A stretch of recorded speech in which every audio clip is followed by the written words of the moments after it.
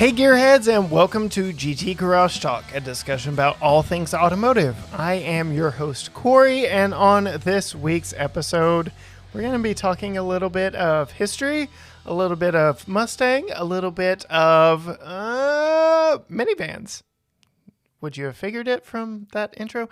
No, I mean, you can't talk Mustang without talking Lee Iacocca. You can't talk about Lee Iacocca without talking about minivans, right? See, it all connects. And I'm not just crazy because I'm not the only one who had the same line of thinking.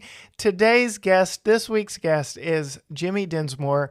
He is the automotive editor for theweekenddrive.com. He's nationally syndicated with his driver's side car review column and has authored, I guess at this point I can say, 2 books, and one is on the history of the Mustang, see, tying it all together, and the other is coming out very soon, the history of the Ford F-150, America's #1 selling vehicle currently and for many years up to this point. So very iconic vehicles for the Ford brand and for America in general. So I thank Jimmy so much for reaching out and connecting with me and coming on this week for an episode of GT Garage Talk. And with that, we have Jimmy Dinsmore on the podcast this week. Jimmy, great talking to you. Corey, thanks for having me on. I really appreciate it. Absolutely. I do believe we're going to have some fun today. You shot over a little bit about you in an email prior to this conversation, and I foresee perhaps a little bit of tension, Ford versus Chevy, Camaro versus Mustang. But before we get into all of that, I will let you kind of introduce yourself to the listening audience. Tell us a little bit about what drives you currently. So I have been in the automotive writing world for close to 15 years now. I started way back when I was actually an old print newspaper guy, ink on the hands. Nice. I started covering anything and everything, from covering real estate to schools to businesses. And it eventually just migrated its way to where, when I was at the Dayton Daily News, I became the editor of the wheels section. And at that time, I knew cars, but I wasn't like a quote unquote gearhead. Mm-hmm. But I always believe, as a writer, you can write about anything. Mm-hmm. So I jumped into that, and I just thoroughly enjoyed it. Of course, getting new cars to drive and write about, that is always a nice perk of the position. But beyond that, I've gotten to meet a lot of amazing people in the industry. I've gotten to meet a lot of icons in the industry. And I really kind of feel like, while I'm not a gearhead and I don't, I can't like take an engine apart or anything like that, I have an absolute appreciation for cars and car history, how it fits in the history of the world, or at least the history of our country. And then also, it just helps me kind of go at it from the consumer standpoint. Right. And, gearheads take all shapes and forms and sizes. I don't personally wrench all that much myself. I took some automotive classes in high school because of my love of cars. But really, as far down the rabbit hole as I went was the basics, changing oil, rotating tires.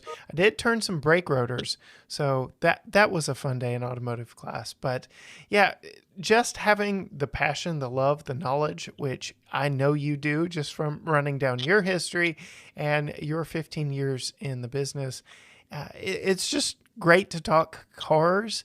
And then you touched on really the driving force behind this podcast now, and that is the meeting of people, the people who make the industry what it is. I'm sure you will name drop here very shortly, and I'll give you every opportunity to do so. But just all the people you come across, the engineers, the people who just have an idea, and then somehow that translates to sheet metal and something on the road. And I don't know. I've found it personally just exciting. All the people I've gotten to meet, not only through this podcast, but going to events. I just personally got back from an Alfa Romeo event, and what kind of people, what kind of connections have you made in your 15 years?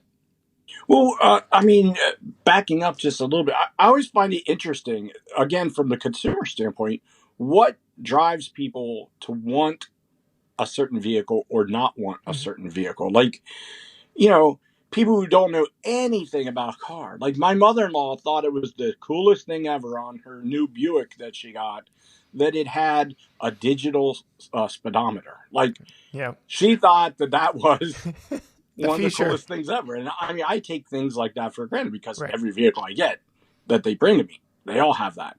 So it again, like I believe all of us in the industry have to take a big step back because we get too engrossed within our own terminologies, our own like, well, doesn't everybody know this? Yeah. They probably don't. So if we try to back out a little bit and not take ourselves so seriously, Mm-hmm. I think is very important. I mean, that being said, obviously, I don't go to a lot of the car reveal. I'm not on that circuit as much anymore, which is totally fine with me. Um, but when I go to auto shows, like a Chicago Auto Show, Detroit Auto Show, the New York Auto Show, it's always good to run in to see a lot of the same people, Right. catch up with them. Of course, we have social media to where we feel like we're caught up with them, but nothing beats like sitting down, maybe over a cold beverage, and catching up with Mm-hmm. them, but then also talking to them and getting their perspective because we all come from different backgrounds, different races, different sexualities, different parts of the country, Mm-hmm. which all brings us a different perspective. And so that's what I like to think that I bring to the table in the industry. So we can touch on that because you do have, as you touched on, a unique perspective in how you review and approach vehicles, and that is through disability. Yes, so I was born with a birth defect called spina bifida, which has I was never technically supposed to ever walk. So the fact that I have walked for 49 years, albeit with a limp, and I do wear leg braces.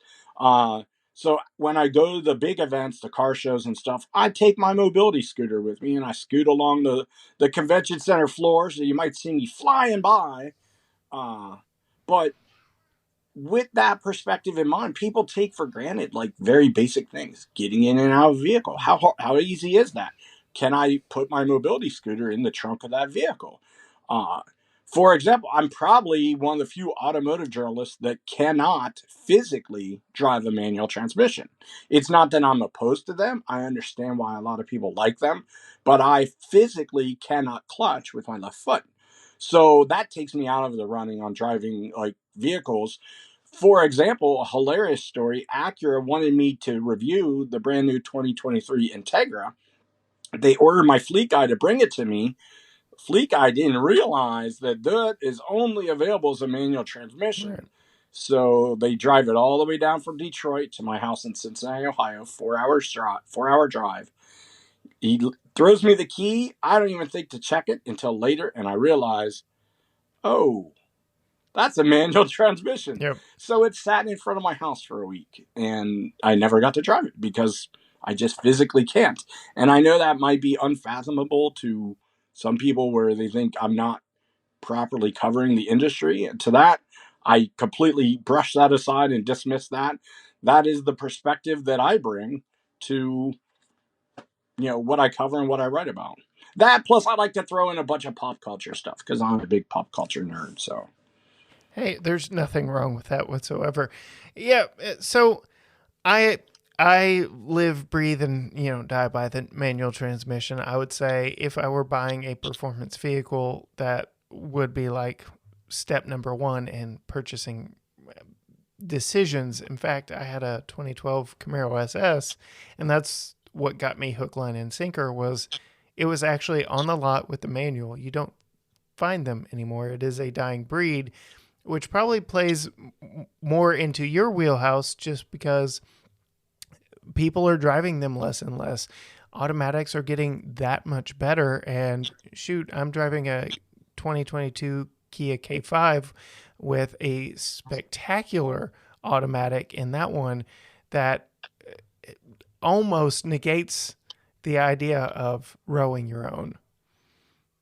Absolutely. But what I really liked is that, so my daughter is 20 years old and her boyfriend is 20 years old, and he is a manual transmission nut. Like, you wouldn't think a lot of the 20-year-olds are into it, but he went and bought a Focus ST, and he had to have a manual transmission. So it was like finding a needle in a haystack, but he found it and tuned it up. And I mean, of course, I can always hear him coming when he gets to my house and everything. But like I said, I don't begrudge anyone about the manual transmissions. I understand it gives you more control, makes you feel like you're actually connected to the machine. But on the flip side, and I love your perspective on this, I think it's the opposite when it comes to paddle shifters, though. Like, I never use paddle shifters. I don't find them enjoyable. I don't like, it doesn't do Yes. anything for me. Do you agree as a manual transmission person? Absolutely agree. I can't tell you how many videos that I call that to the attention of whoever is watching, because my daily driver is a 2013 Chevy Cruze Eco with a 6-speed manual. I can drive stick. I do drive stick, have for many years, but paddle shifters, they just don't do it for me. Sometimes I forget. Like, it's so easy, air quote easy, that it it's like a false sense of engagement with the vehicle. And again, the computers in these vehicles are just getting so advanced that I may think it, but it's already doing it.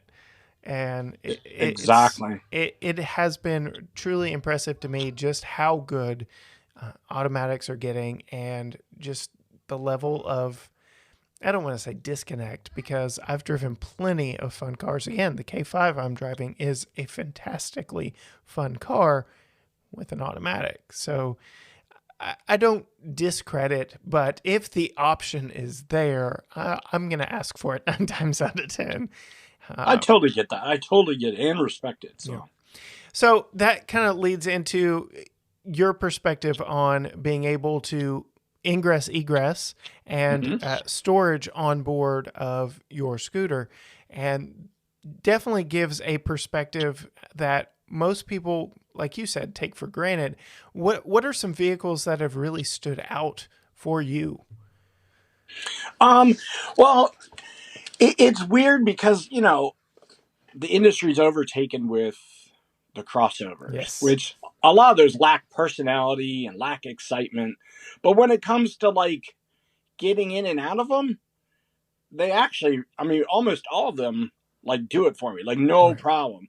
But on the flip side, I still very much put me in the camp of liking minivans. Okay, I'm just gonna say it. Like, I know there's nothing exciting about minivans, There is plenty but of minivan love from my here. perspective, they're easy to get into. They're easy to walk through, or like if you have to go from one seat to another, easy to get in the third row. And then of course, just endless amounts of storage, easy to load a scooter into.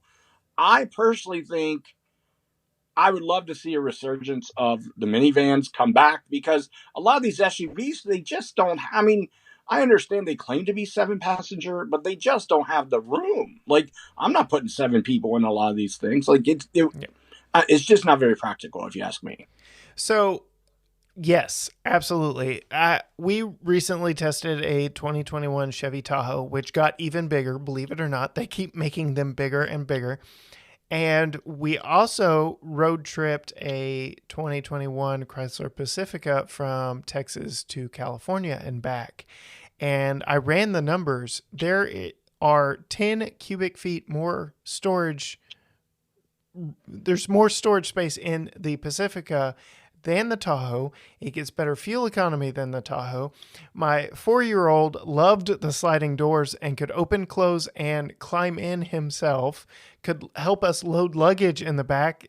Yes, there is absolutely minivan love here, to the point where I'm trying to talk my own brother and his wife out of a Tahoe, a Sequoia, something like that, into a minivan because they've got two kids, 3 and 5, and I'm like, you're at the stage of life you don't want a big SUV. You want a minivan. You don't know that you want a minivan, but you want a minivan. Yeah, I mean, I can vouch for that because my last two long road trips, I was in test vehicles. So one was the Kia Carnival, which they claim is a multi-purpose vehicle, but let's be honest, it's a It's a minivan. minivan. And then Chevy lent me the big Suburban to drive from Ohio to Florida and back. Now the Suburban, it did do the job. Right. It had all the space, of course, that you could want, but the fuel economy was brutal.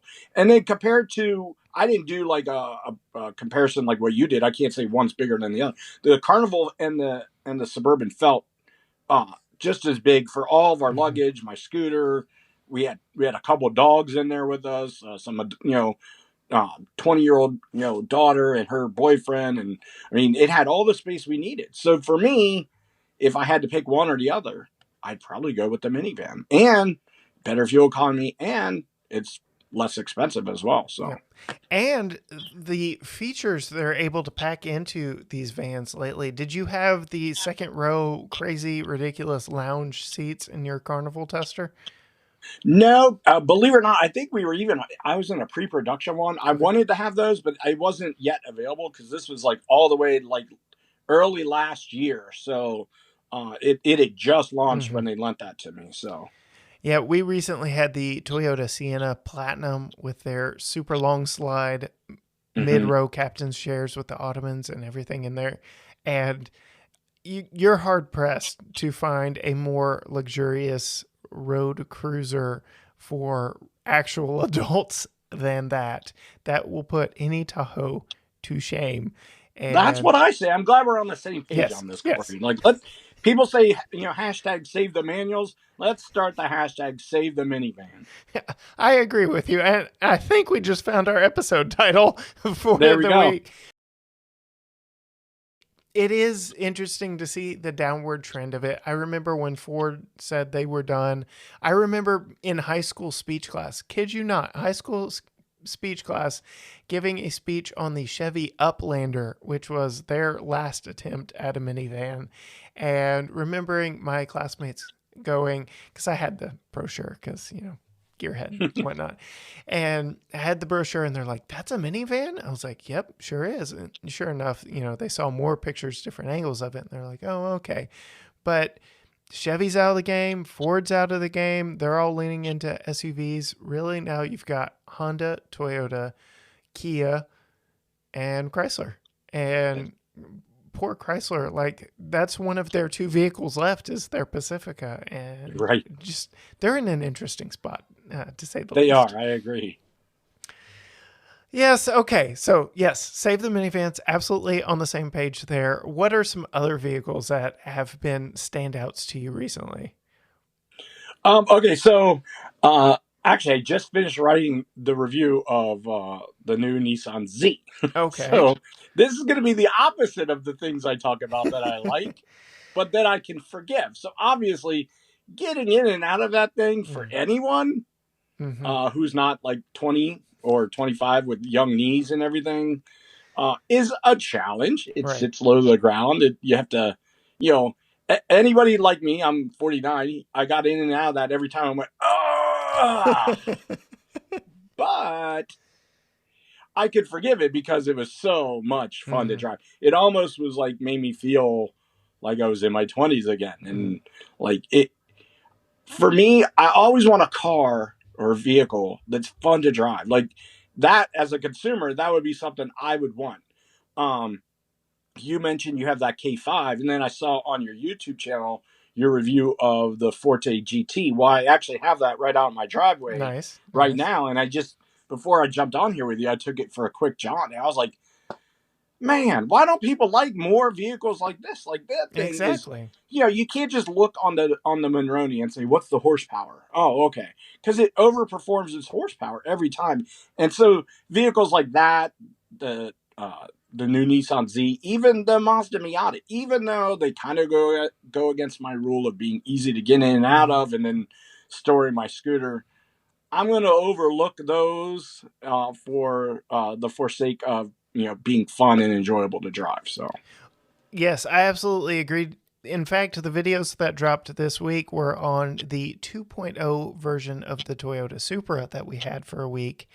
And when I saw the specs on that before it showed up, I'm like, yeah, I just wasn't excited. I had driven the 3.0, I had driven it on a track. I fell in love with the chassis, the suspension. It absolutely blast of a car to drive. But I just in my head, I thought lopping off 2 cylinders and cutting the power, it's just not going to be any good. And my whole solo review on that was don't believe the hate. Don't believe what you read on the internet. Go out and drive one, because what you're buying with that Supra is Toyota and BMW engineering, and it is right. so stinking good. I agree. People were using that like it's a negative. They're like, well, it's basically a BMW. I'm like, and so why is that a bad thing? Like, why? I yeah. mean, I agree with you completely, because I had the Supra GR, Mm-hmm. and that was a lot of fun. And then last year, I think I had a different version of the Supra. And again, violated my rule. Not easy to get in and out of. Not a lot of storage, but again, so much fun to drive. So I'll forgive any vehicle that is not the best to get in and out of, as long as it's fun to drive. But a lot of these like crossovers and SUVs, they just don't have any personality. And sure, they're easy to get in and out of for me, and but I want a little more storage. I want, if it's gonna be boring, give me all the space and everything Right, I need. right. So I alluded to it a little bit earlier. I literally just got back from a press event with the Alfa Romeo Tonale, and talking about a crossover with personality. I mean, Alfa just oozes with personality, and they won't make something unless they can. So there is stuff on the horizon that has great potential. But yes, one of the questions that was asked of Alpha US president, I believe, was okay, Alpha's stance in the market is being this Italian rebel, you know, counterculture kind of personality, and yet here you are bringing a cute ute to the market. How alpha is that? Yeah, And they definitely put their touch and their spin on it. So Alpha is everything Fiat never was. So. yes.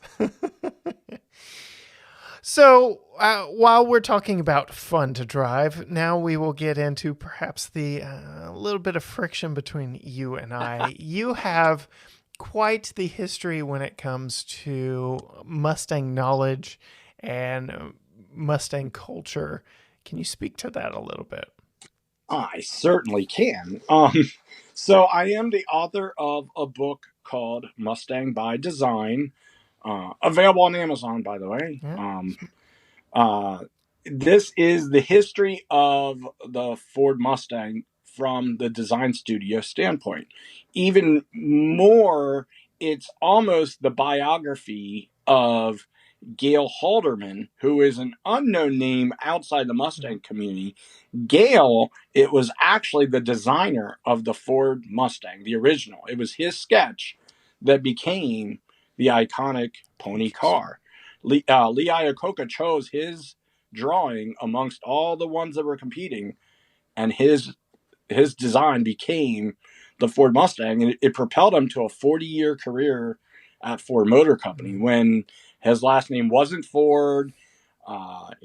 He was everybody referred to him as a farm boy from Ohio, and he just graduated, drove up to Dearborn, and got hired on the spot, believe it or not, which is almost unheard of. So his entire serendipitous, unheralded career I highlight in the book because I feel like he needed to get some of the attention. He is in the Mustang Hall of Fame, so Okay. people within the Mustang community do know the name Gail Halderman, but I kind of wanted to push him forward because the story of how the Mustang came to be, everybody knows a lot of that. It almost wasn't, Lee Iacocca and Henry Ford, the Edsel, they know all of that. But I I really got into car design, and I still really like car design in general, like today's vehicles, like how they look, how they become. If people have never seen, like even now, even with computers, they still have clay modeling. So the vehicle will get chiseled out in sculpting clay so that you can see exactly how the vehicle will look. They can like review it, like the nitty gritty details, like the tiny little part of the cowl, or the little panel of the headlight, like all of it's in clay. And I found that really exciting. And as far as Gale goes, he kind of like really fired me up. Like his passion for car design was so evident. And just hearing all of his stories about working alongside Lee Iacocca. And then he introduced me to a guy I honestly hadn't heard of, but everybody should know the name of Hal Sperlich. Okay. So Hal was actually Lee's right hand man, and it was his plan that got the Mustang pushed forward. He was the number cruncher and said, we're going to build this off the Falcon. That's how we're going to do it. And then the light bulb came on, and he pushed it forward, and it got approved. And then Hal is a very opinionated person. So he and Lee were basically fired almost back to back by Henry Ford because they voiced their opinion a little too often, and their last name wasn't Ford. Hal went on with Lee to Chrysler, and they created what were we just talking about? The minivan. The minivan. So if you kind of look at it, I mean, Hal Sperlich really impacted the automotive industry. He created a new segment called a pony car. He created the iconic Ford Mustang.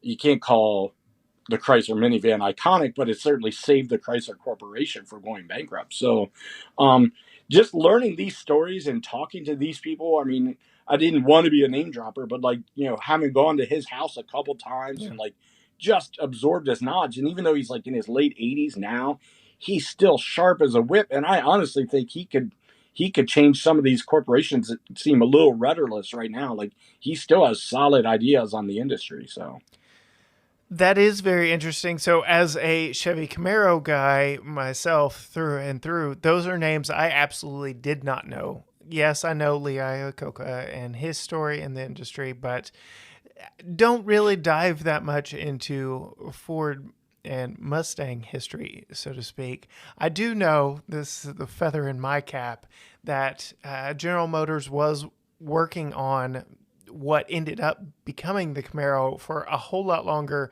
It was not completely reactional to the Mustang, but had the Mustang not happened, had the gentlemen you have interviewed and referenced, had they not found the success and pulled the right levers within Ford, we absolutely never would have seen the Camaro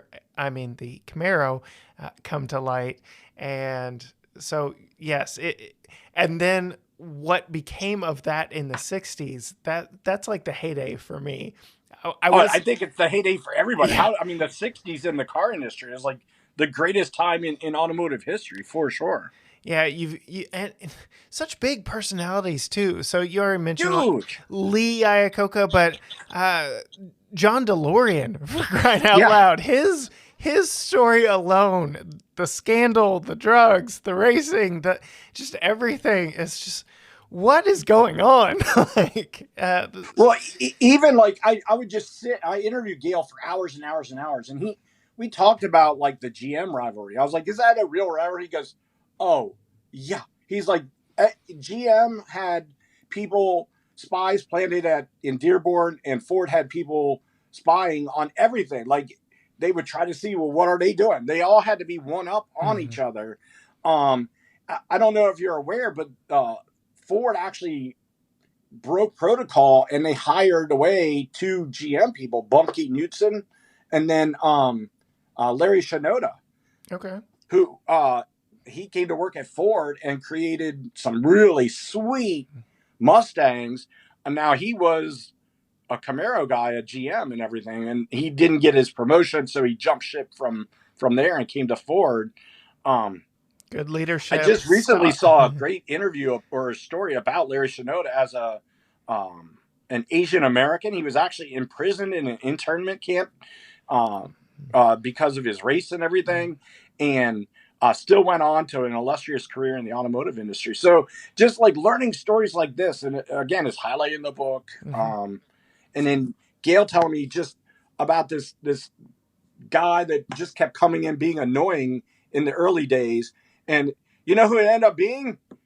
Carroll Shelby. Oh yeah, just n- small name there, no big deal. Well, he wasn't anybody at that point. He's Right. like, hey, I like that car, but I can make it faster. And they're like, and at that time, Gale didn't care about how fast the Right. Mustang was. He was all about the design. So, he tells the story of where they basically hand him 100 white, Mustangs, and then let's see what you can do. And then, of course, freaking legend. Yeah. So, Yeah.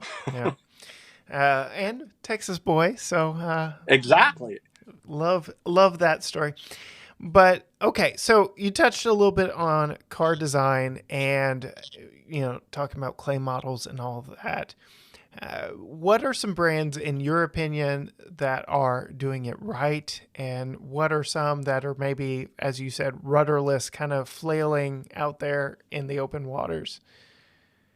So we've talked a little bit about the Kia brand. So I think Kia and Hyundai, I think that the public perception of them is unfair. Like they still look at them as like cheap startup vehicles. And I don't think that's fair at all. They have raised the bar and they have caught, in my opinion, caught up to, if not surpassed, Toyota and Honda in many ways, uh, both in the way they look, the way they drive, and I'm a big interior guy, like because that's, let's be honest, that's where we spend all the time Yep. in a vehicle is Yep. inside. So I want a lot of technology. I want great touch points, um, and for me, Kia and Hyundai have really, really in the last 7 years pushed the bar high up. And Toyota and Honda, because they sell so much, I don't think they push themselves to the limits as much, and they just sat back on their laurels a little bit and their quality sales, so they didn't invest as much. And Kia and Hyundai did, and I think they caught him. So I'm not banging on Toyota or Honda; they're still really, really Right. quality. Right. But I'm a big consumer guy, and competition is good, and the bar is raised. And if people poo-poo or dismiss the Korean brand simply because they're Korean or they have a wrong perception of them, they should rethink it. Yeah, they should get behind the wheel of one. I absolutely agree with you. In fact, the wallpaper on my computer just behind the image of you is of the Sao Paulo Lime Genesis GV60 that I had for a week not that long ago. And talk about, just taking small things and really accentuating design. I applaud what Hyundai, Genesis, and Kia have done when it comes to design, because it's all the small things that add up into that final package and just absolutely stunning. And I will say, Alpha kind of took a shot. They didn't call anyone out by name, but they were talking about, it seems like design nowadays is just make the grills bigger, add more facets to make it shinier, and do this and do that. And I kind of feel like that jab was taken at Toyota, because I feel as a consumer and as a car guy that basically Toyotas right now are just grills from the front. Do you feel the same way? I mean, and you could obviously see Lexus's as well. So Yes. yeah. And I've recently seen a story, I think The Drive put it out, about the Lexus brand and going in big on that now iconic spindle grill, and not necessarily iconic for the right reasons, because they are starting to back off of it, even so much as to say the 2023 RX, which is one of their best selling vehicles, really has a toned down. It's still loud, it's still blah in your face, but it's definitely not what it used to be. See, I was in the camp where I actually applauded Lexus for being bold Mm-hmm. because forever they had that stigma of just being a glorified Toyota. Yeah. So then they go and do something bold and people hold it against them. And I'm like, well, hold on now. Like, you can't talk out of both sides of your mouth here. Either they're too conservative, but now they're too bold. So maybe they split the difference. I don't know. But I actually like those. I like the big aggressive grills on that. It looks special. It has distinction. And like I said, so many of these SUVs on the road, I call them the little bubble crossovers, and they Hmm. just there's no personality. Like, well, what is that? I don't know what that is. I Yeah. don't know. I think BMW is kind of finding their way in that space as well. They're really trying out these really tall. They're not kidney grills anymore. If that's a kidney, you better see a doctor. But uh, they're going bold. They're going different. While I personally don't find them as attractive as even their previous models before taking on this design language, I applaud them for being different, and I will give them credit there. They aren't just following a formula, so to speak. In not following one, they are, because big grills kind of the thing right now. But Yeah, you and I are on the same page, I think, Corey, when it comes to like design and stuff. Like, I rather you take the chance mhm, than just like, phone it bleh, in. like I don't know. Some of them are just so like nondescript, no distinction. Like, give me something, even if it's a little bold and or ugly. Like, at least it's something. So Right. Absolutely. All right. Well, I could talk car design with you. I could talk car driving dynamics with you. I could talk industry with you. I will definitely keep up with you. But before we end this interview, this conversation, I have got a section that I call Random Misfire. And I have 8 questions for you. I've got a long list. They're yes or no questions, or either or, but just kind of fun, get to know your personality a little bit further. I've been making mental notes all along the way so I can pick. I've got like 20 here in front of me, and the problem is only picking 8 each week. But just to have a little more fun with you if you're willing. that sounds awesome. Let's do it. All right. So the first question I ask everybody, I'm just going to get it out of the way. You and I are in an interesting industry in that we have a constant flow of vehicles. So I will give you that out here. This is the only one I feel very passionately about. But do you name your vehicles? I do not know. Never, not once. So my wife used to own a Yukon, and I jokingly called it Cornelius, as in Yukon Cornelius from Rudolph the Red-Nosed Reindeer, and she basically told me never call her vehicle that again. So that One and does enter done. the great naming of a car. Um, yeah. Yeah. My habit, and I'll call it that, my habit started more or less as a joke. You're a big Seinfeld guy. I grew up in the era of Friends, but I too love Seinfeld. I was kind of on the tail end. I still remember when the series ended, and definitely remember when Friends ended. All that to say, my first car was Rosita, which was Joey's name for his recliner. I don't know why. Anyway, Well, maybe it was comfortable, like his chair it was. was. It was a Told you I'm 91. a big pop culture guy, so It, you get a big thumbs up for me for naming your car after something like that. I after like it. Joey's Barker Lounger. Yeah, it was a 91 Cadillac Eldorado, so it was absolutely comfortable, Oh, there you bar go. none. Just I can't call it a yacht, because a 90s Cadillac, that's when they kind of shrank them to fight the fuel economy and all that stuff. But it absolutely cruised down the road and was very comfortable, no less. But yeah, started off kind of as a joke, and every vehicle that I have owned, short of my wife's 2014 Jeep Cherokee Trailhawk, we cannot come up with a name together on that one. So that one's just the Jeep, and Yeah. kind of got left out there. So let's see here. A lot of these you have actually already answered, but maybe Hmm? not in detail. So I think I know the answer. I should write it down and hold it up to prove that I got it right. But do you prefer new or classic? Ooh. So if I could, I would buy a classic. I would buy like a '67 Mustang convertible, Mm. or any of the classic Corvettes. Mm. Mustang people are gonna be like, oh, you like Corvettes too? Yeah, I love classic Corvettes. Sacrilege, Jimmy. Uh, the '50s and '60s Corvettes are amazing. Yes. So Yeah, I'm going to say classic on that. Okay. Well, ding, ding, ding. I would have gotten that one right. Let's see here. Let's see here. Okay, this will be a fun, more or less a personality. Favorite road trip snack? What is your go-to hitting the road? Combos. You know, it is surprising how often those come up here on the podcast. That is one of my personal favorite. Do you have a flavor combination that just, I'm a classic guy, so I like the cheddar cheese. you know, in cracker or in pretzel? Oh no, it's got to be pretzel. Definitely got to be Okay. pretzel. Okay. Yes, that is one of my all-time favorites as well. Pizza, I feel like they're trying too hard. They are. I agree. Just do It's what you do. yes. So again, this is one you've more or less answered up to this point, but give you some opportunity to expound on your answer. Are you a fan of more tech or less tech in vehicles?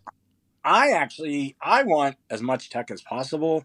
Um, Again, I'm just from the consumer standpoint. Like, you don't have to be scared or offended by the technology. You know, so like GM has the Blue Cruise or the Super Cruise. Mm-hmm. Ford has the Blue Cruise. GM has the Super Cruise. So is it gimmicky? It's kind of gimmicky. I mean, how hard is it to keep your hands on the steering wheel? It's not Right. that hard. Right. But I mean, I drove like 100 miles hands free without my feet on the pedals. That was freaking cool. Mm-hmm. Like, did it really like solve a problem in my life? No. But I'm also big on tech as far as smartphone integrations. Every car review I write, I play up or play down the infotainment systems. Like, stop over complicating things. It doesn't need to be this difficult. Yes. Just give us a wireless connection to my smartphone. Let me run Waze as the navigation, and let me run my playlists off my phone. Like, I don't need everything else, but I do want to be able to integrate with my smartphone, and I don't want to have to do 10 steps to get there. And some of these are just way over engineered. So Who's on your bad list for that one? Mazda. Yeah, Mazda has not been a big fan of mine, especially because most of theirs haven't been touchscreen. I don't like having to use the dial. The Supra that I had, that was my one just almost unforgivable. I did discover late in the game that it had wireless but not wired CarPlay, which is an odd. Yeah. Usually, if you've got wireless, you also have wired. But I And also throw Lexus under the bus for that awful touchpad, which they are now streaming out. Thank goodness. I'm sure they would never admit it, but that meetings were said where, what were we thinking with that thing? Because that touchpad, ugh, horrible. Yes. So who is on your good list? So my favorites are Chrysler's Uconnect is definitely amazing. I really like the simplicity of Kia and Hyundai's. And then I'm feeling now on the third. What are we on? Sync 3, Sync 4. What are the? Yeah, Sync 4. I'm feeling on that now. Like that sync system has been up and down, and it's definitely back on the up. So. Yeah, and then you've got General Motors partnering with Google. I've sampled one vehicle so far with their Google integration, so it'd be interesting to see how that plays out long term.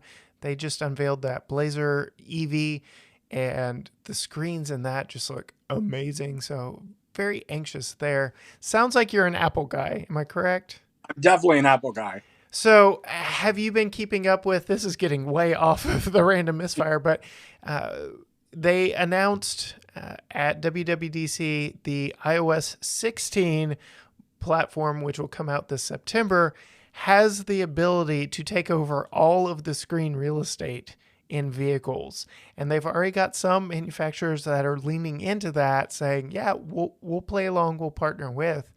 And to your point, it really allows the automakers to focus on the vehicle and let Apple do what Apple does so well. What are your thoughts on this? I know you're big on iPhone or Apple or smartphone. There we go. That's what I was trying to say. Integration. What say you on this total takeover, so to speak?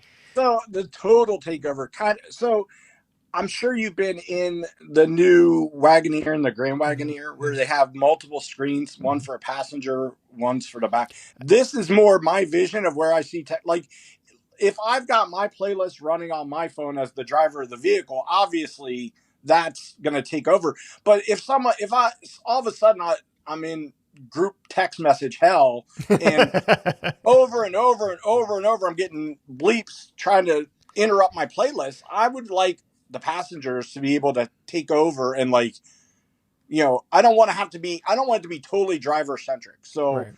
I want it to be multiple smartphones able to like jump in and out. Then like that's kind of my vision of where it goes. Like, you know, Hmm. okay, I'm connected wireless. Like, let me slide it to my wife and let her like take over. Blah blah blah. Yeah, and I think automakers are still trying to figure that whole avenue out. Is okay, you've got multiple smartphones in the vehicle now. Who takes precedence? Where do they take precedence?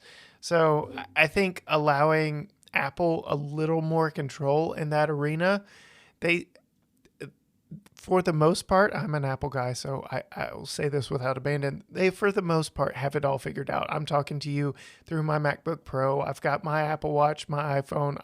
I'm in Yeah, I the got my ecosystem. Apple Watch. I got my MacBook Yeah, right here. Yep, yep. I am in the ecosystem. And for the most part, their stuff just works. Yeah, my AirPods Pro, I can go from listening to something on my watch to my computer to my phone. So it would be very interesting to see that same level of software engineering just turn loose in vehicles. So No, I agree. I would love to see them partner up more with those with a company like Apple. yeah, So very interesting to see the future there. I will say, I'll plug for my wife here. She is very anti tech, and to the point we had the Mercedes C300 3 weeks ago, and she claims it tried to kill her because of the automatic braking function.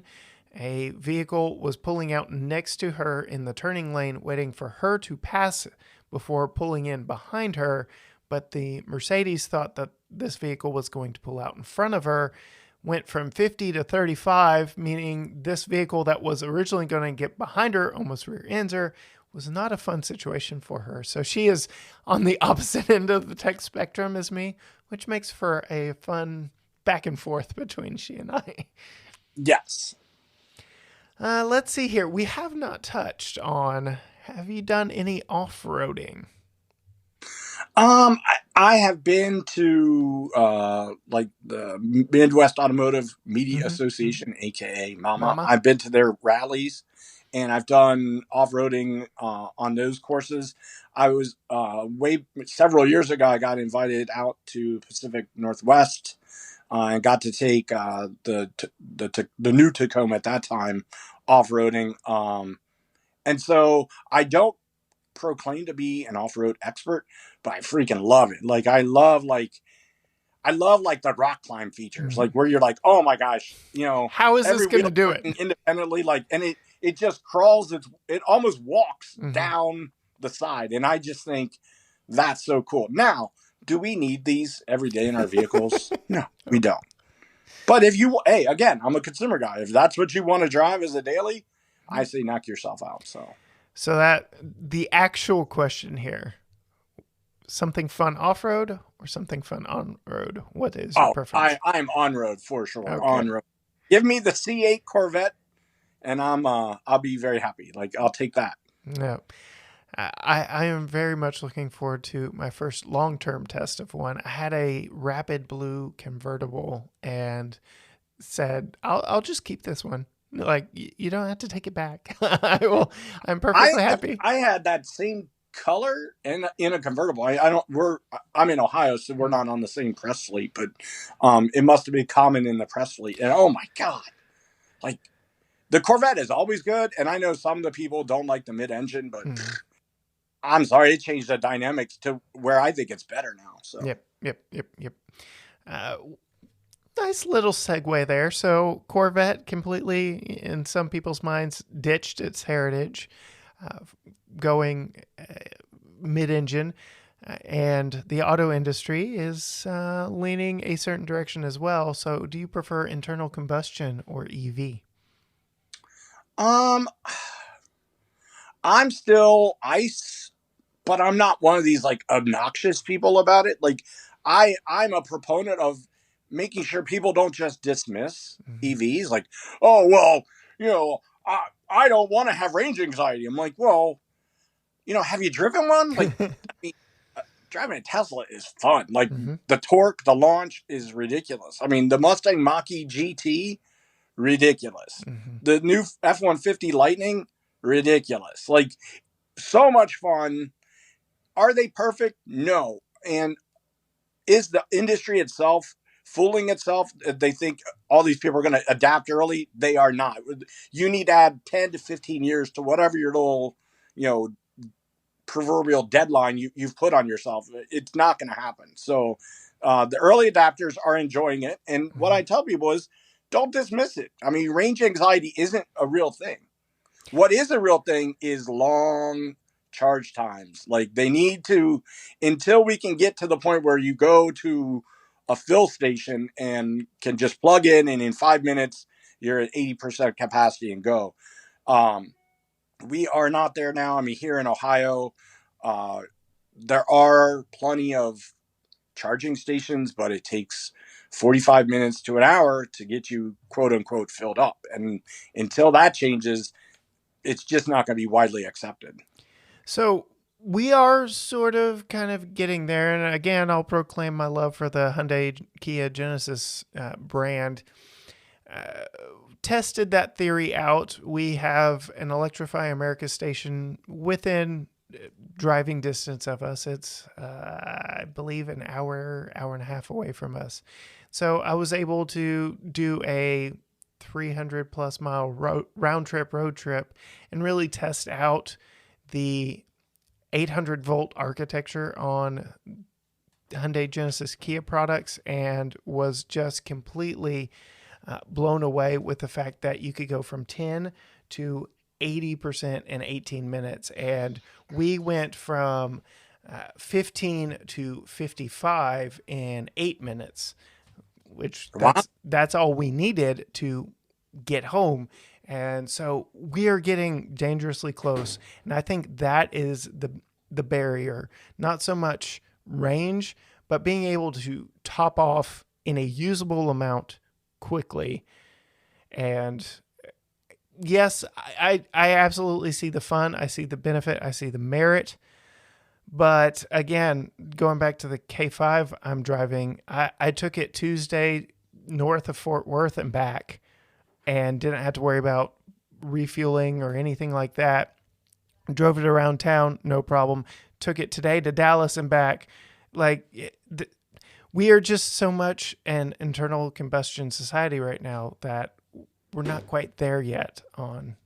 And I'll also add in, I mean, I know it's like a silly reason, but it's a reason, at least in the Mustang community, a lot of people still throw out there is the quote unquote noise. So last year, I drove to a Mustang event. Ford lent me the GT 500. Hello, thank you. That thing, the growl on that is unmatched by any Mm-hmm. vehicle that's ever been made. I, And as a it, Camaro guy, I will agree with you it wholeheartedly on that. was ridiculous. And obviously it's as fast as it is loud. And no EV, even if an EV could smoke it off the line, nothing's going to ever feel as viscerally amazing Yeah, to it's all your senses as yes, that. yes, yes, yes. So we will move on from that one. We won't keep beating that dead horse. I got a couple fun ones to close it out here. Favorite car themed or car centric or car related movie? Oh, come on. I'm a Mustang guy. What do you think I'm going to say? Well, let's see. There's, I mean, Ford versus Ferrari. There's Bullet. There's, Bullet. okay. Yep, yep. And here, I don't know if you've heard him come in. He's come in a couple times. My 4-year-old. We're a Cars household, so we're Okay. everything Lightning McQueen here right now. But yes, Bullet's a good one for sure. And then last one, favorite or your go-to driving song, playlist, genre. What are you listening to on a trip? I like, I like a lot of I'll call it metal, but it's not like, hardcore metal. So like I like Breaking Benjamin. I Okay.